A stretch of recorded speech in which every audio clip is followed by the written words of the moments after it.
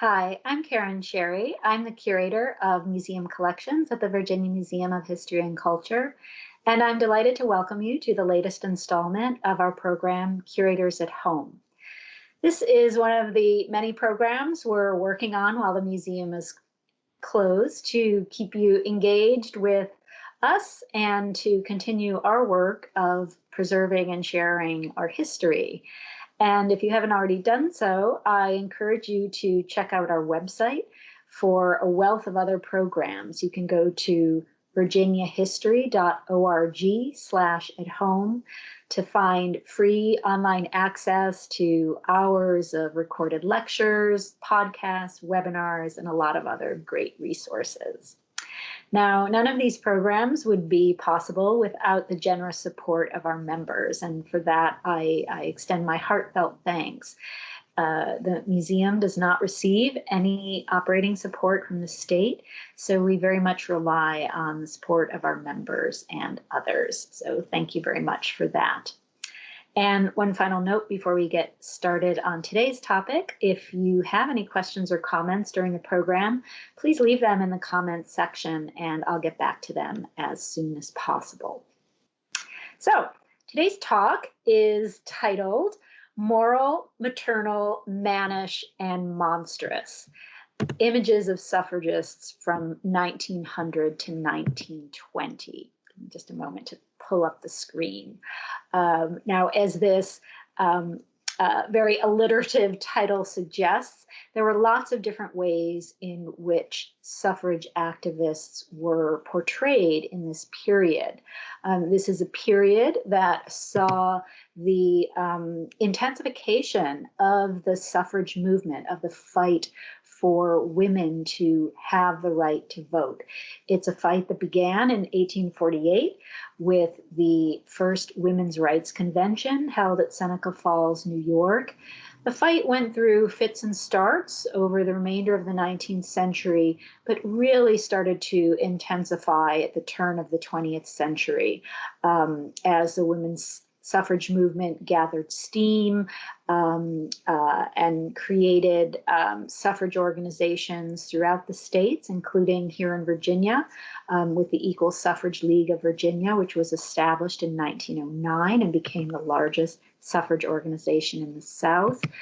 Hundreds of thousands of women participated in the fight for female suffrage. They joined parades, they protested in front of the White House, and so forth.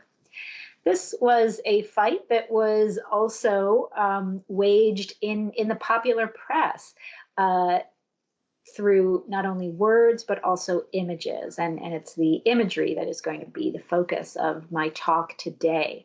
Both proponents and opponents to suffrage utilize propagandistic imagery to influence people and to articulate their views and drum up support for their cause.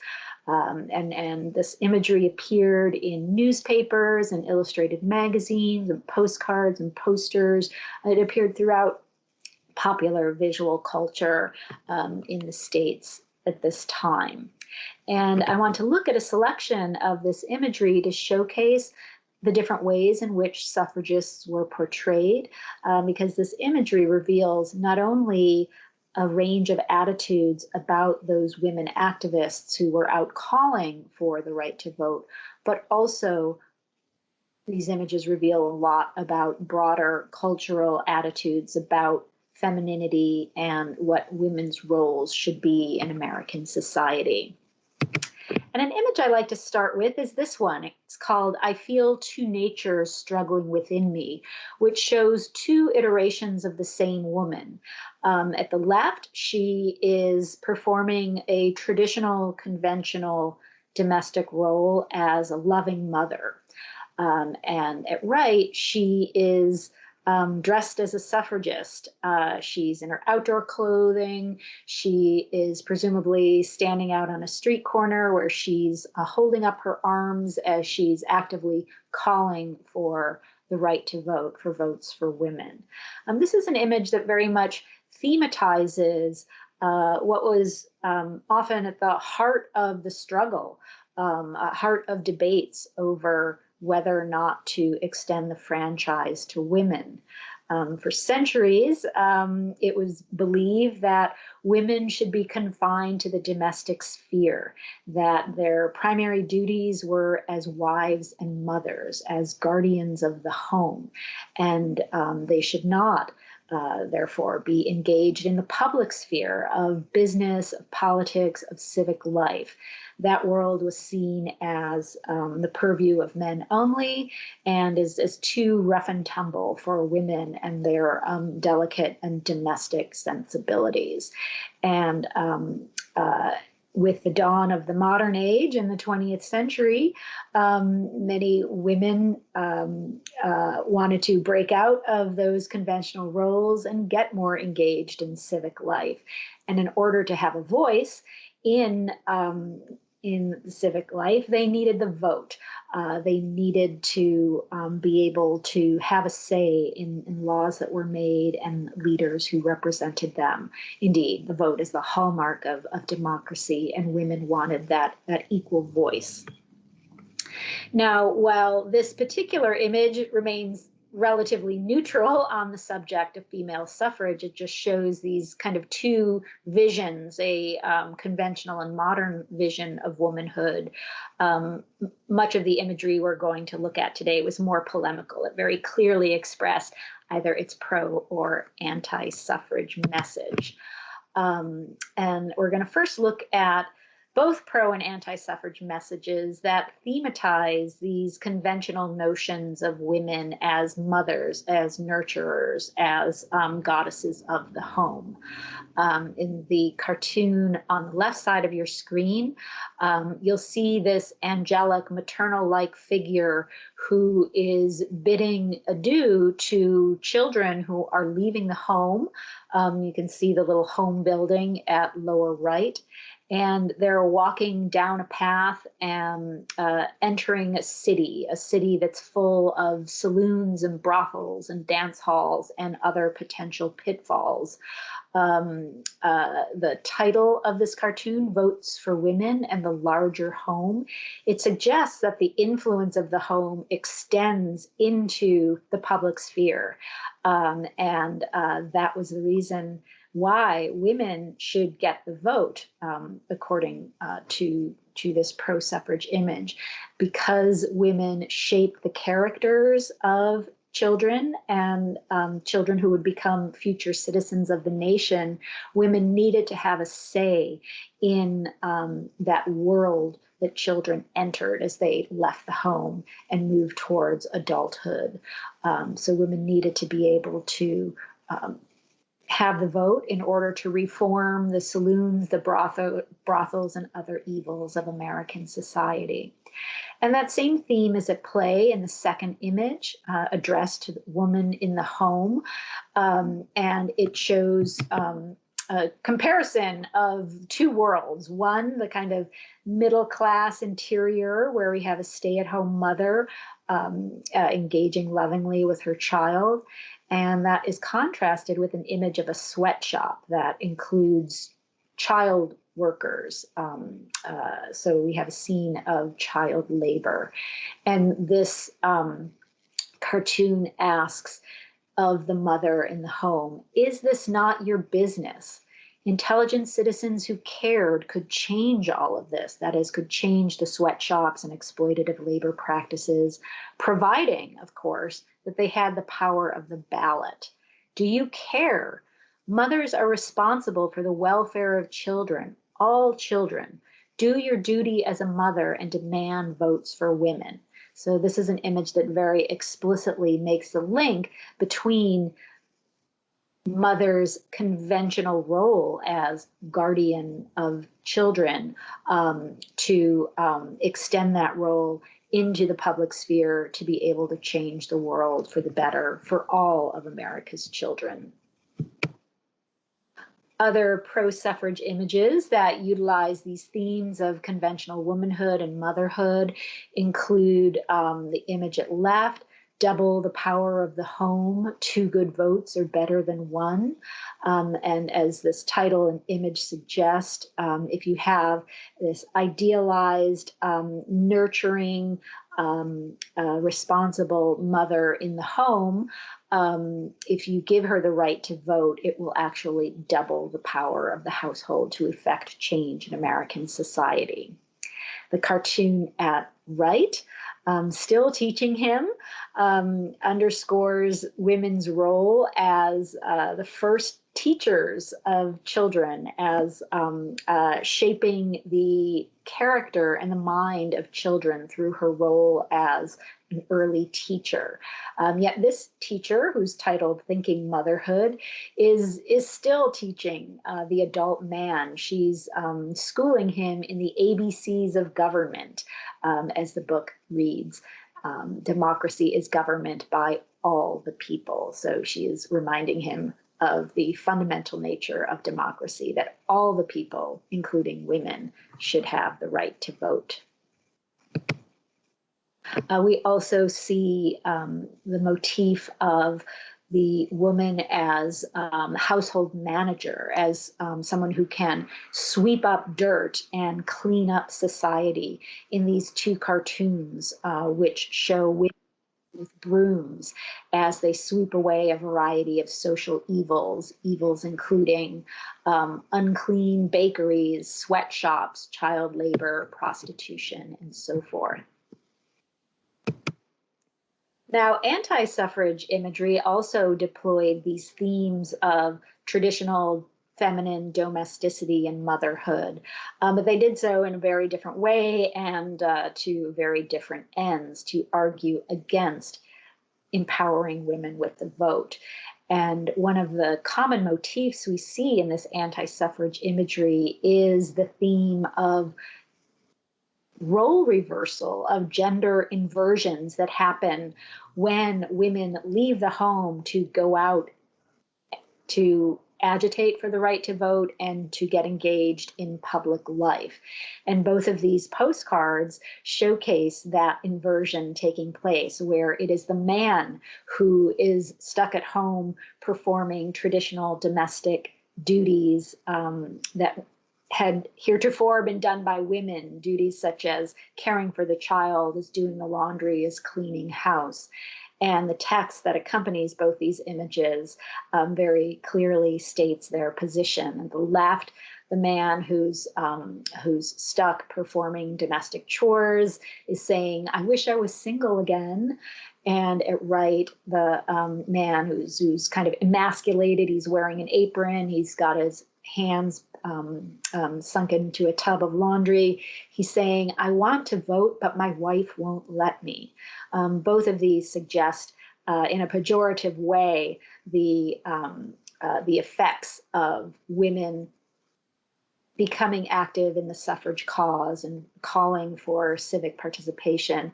And that effect is that traditional domestic roles get inverted to the detriment of men and detriment of the home. We see a similar inversion going on here in this cartoon titled The Suffragette Wife. We have a couple who's out to dinner, and the wife has completely commandeered the transaction with the waiter. She's taken that role over from her husband, and she's ordering the waiter, "My husband will take another half cup of weak coffee and bring me the check." So again, we have a scene of gender inversion, of role reversals that takes place as women get involved in suffrage movement. Now, often that kind of gender inversion was accompanied by a loss of femininity, according to the anti-suffrage image that takes up this theme. Here we have two examples that show what happens to a woman when she becomes a suffragist.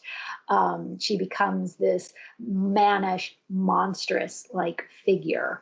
In the image at left, we have two vignettes, one of the idealized, beautiful, attractive, alluring mother at home who lovingly holds her child, and that is contrasted with the vignette on the right side, showing this woman with disheveled hair, the kind of ugly, shrieking face as she appears out on the street rallying for women's suffrage. And this image asks, which do you prefer, the home or street corner for woman?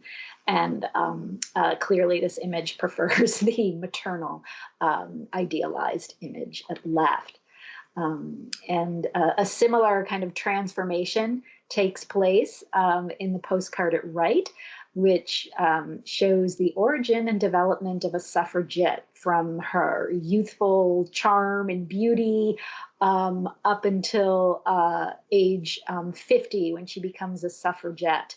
That's after she's passed the age of 40 as a spinster, not married yet, the suggestion that only unmarried, undesirable, unattractive women join the suffrage cause.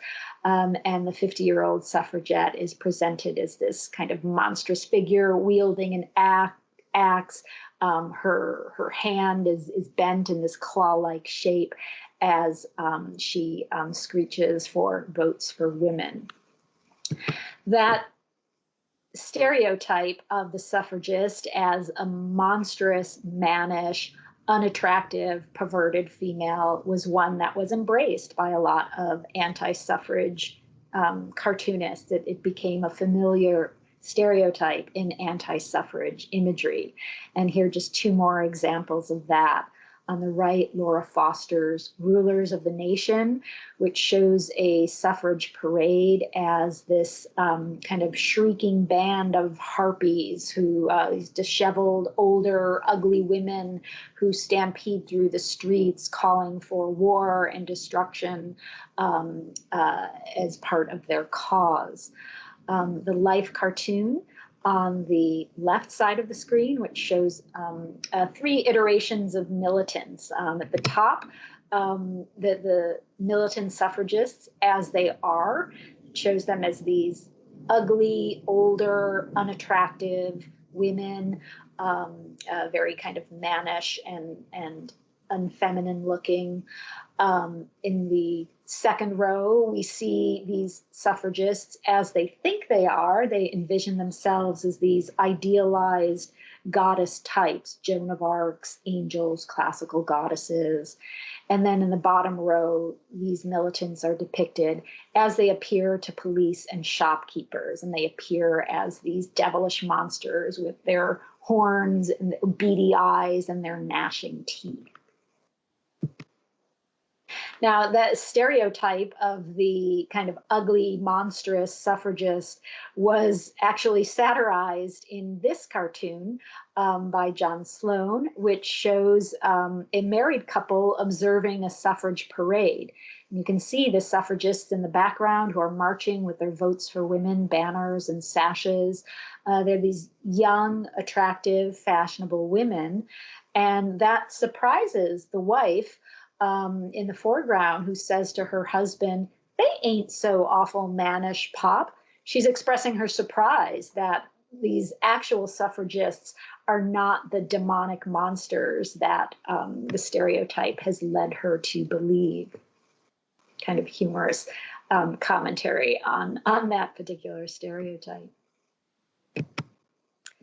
Now, to counter that stereotype, that pejorative stereotype of the ugly, monstrous suffragette, we see pro-suffrage imagery portraying suffragists as these young, attractive, beautiful women. And these are just 2 examples of that type. Of the beautiful, feminine, fashionable suffragist who does not have to give up her feminine charms in order to call for the right to vote. Now I want to return to the Life cartoon and to the middle image, the middle row of images of militant suffragists, which shows them as they think they are, as they envision themselves to be, as these moral crusaders, Joan of Arc type, angels, neoclassical goddesses. And indeed, that's often how suffragists portrayed themselves, envisioned themselves, and how some pro-suffrage commentators also saw them. And just to give one example of that, we have one commentator who described Alice Paul, the leader of the National Woman's Party, one of the two major pro-suffrage organizations in the nation. This commentator described Alice Paul as, "This is a spirit like Joan of Arc, and it is useless to try to change it. She will die, but she will never give up." Suggests that this is a woman who is so committed to her cause that she's willing to sacrifice her life for it. And that kind of notion of a moral crusade, of a virtuous sacrifice, was one that many suffragists embraced. And it's a gesture that very much calls upon traditions of associating female militancy with patriotism.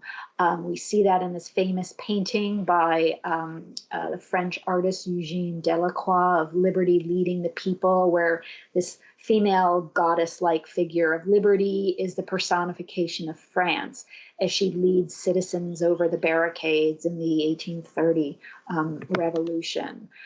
We see similar imagery in America. For example, this 19th century lithograph of liberty, this spirit of America who's bringing justice and peace to the land. That imagery was very familiar and popular in the early decades of the 20th century, especially around various calls to support the war effort during World War I. And I'm just showing two war posters, the one on the left, which utilizes a figure of Columbia, this kind of charging figure, waving the American flag as she calls on men to enlist in the army. Columbia calls.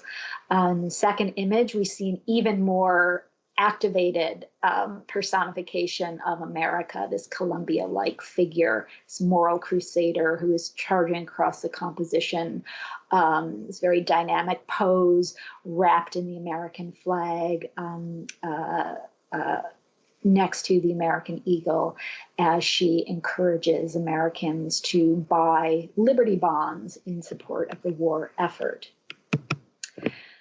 Suffragists also use those kinds of images in their pro-suffrage imagery. We see that, for example, in the cover of the Masses magazine at left, which shows this beautiful young suffragist, this militant suffragist, who's garbed in kind of quasi-medieval dress, and she looks steadfastly heavenward with a look of earnest determination on her face. It suggests that the strength of her faith, her confidence in the righteousness of her cause is what motivates her. And that cause, of course, is voting equality, is access to the vote. The cartoon at right also uses this motif of the idealized goddess as personification of democracy, of America, of the nation. Here, the goddess is labeled the spirit of millions of women voters as she fights to tear off the bonds which are described as the conventional attitude of politics as no place for women. And the suffragists themselves, the actual female activists, often embraced this kind of identity as a moral crusader, as a Joan of Arc type martyr, as the embodiment of American ideals. And they particularly did so in one of the largest suffrage parades that was held in March 1913 in Washington, D.C. It was a parade that thousands of women participated in, tens of thousands of spectators witnessed, in addition to just having rows and rows of women marching through the streets of Washington. The suffragists also had several carefully choreographed performances where the women were dressed as these goddess types, as these moral crusaders. And I'm showing two photographs of two of those women, including Inez Milholland at lower right, who led the parade as the herald, and she's dressed as this kind of medieval goddess type riding a white horse to lead the suffrage parade. And at upper left, that photograph depicts one of these performances where the activist Hedwig Riker is dressed as Columbia, the allegory of America, as part of this elaborate performance of liberty and democracy that was part of the 1913 suffrage parade in Washington, D.C. Now, you may have noticed that all of the imagery we've looked at, whether flattering or critical, whether thematizing notions of maternity or morality or monstrosity, all of these images have depicted white suffragists. And indeed, it is fairly rare to find images of Black suffragists, even though Black women were involved in the call for suffrage. They were often sidelined by the mainstream suffrage groups. And it's a reminder that racism marked this women's suffrage movement really from its inception in 1848 up through getting the right to vote. And these are two fairly rare images of Black suffragists.